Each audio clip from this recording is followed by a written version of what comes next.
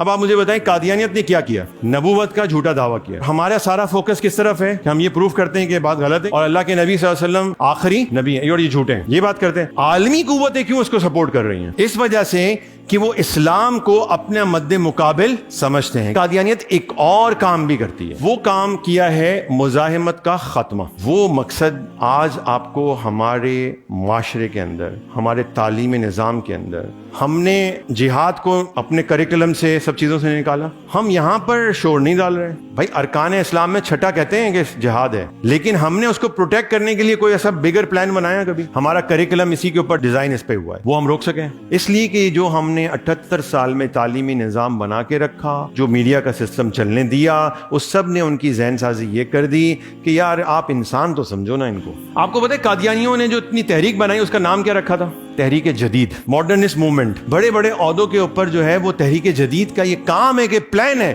کہ ان کو وہاں پر بٹھایا جائے اور وہ خاموشی سے یہ کام کریں، اور وہ کرتے ہیں. الحمدللہ ہمارے بچے کو پتا ہے قادیانی کافر ہے. اس کو تو آپ نے سب کو بتا دیا، کانسٹیٹیوشن کا یہ پارٹ بنا دیا. لیکن اگلا جو کام جو قادیانی کرنا چاہ رہا تھا، اس کا مقصد جو تھا وہ پورا ہوا کہ نہیں ہو گیا؟ اگرچہ ہم نے اس کو کافر تک لکھوا دیا، اس کے باوجود وہ مقصد پورا ہوا. ہوش میں آئیں. اور یہ جو تباہی پھرتی جا رہی ہے یہ ہمارے اندر موجود ہے. یہ ہمارے پولیٹیشینز ہیں. پالیسی میکنگ بنانے والے کوئی گورے اور یہودی اور اسرائیل سے نہیں آیا ہے. یہ بظاہر نام کے مسلمان ہیں لیکن کام سارے کے سارے وہی کر رہے ہیں جو انٹرنیشنل ڈیمانڈز ہیں. وہ نظریاتی طور پہ تبدیل ہو چکے ہیں. اور وہ رکے گا کیسے؟ جب ذہن سازی ہونا شروع ہوگی، اسلام کی بنیادی تعلیمات دینا شروع ہوں گے. وہ ہماری کریکولم کا پارٹ ہوگا، ہماری تعلیمی نظام کا پارٹ ہوگا، ہمارے میڈیا کا پارٹ ہوگا. اور ایک لانگ ٹرم پلاننگ کی ضرورت ہے، کوئی معمولی کام نہیں ہے. 1500 سالہ عید میلاد النبی اتنی بڑی سیلیبریشن تھی. کوئی ایک میسج مجھے بتا دیں کہ جو آپ نے اس پہ دیا ہو پوری قوم کو.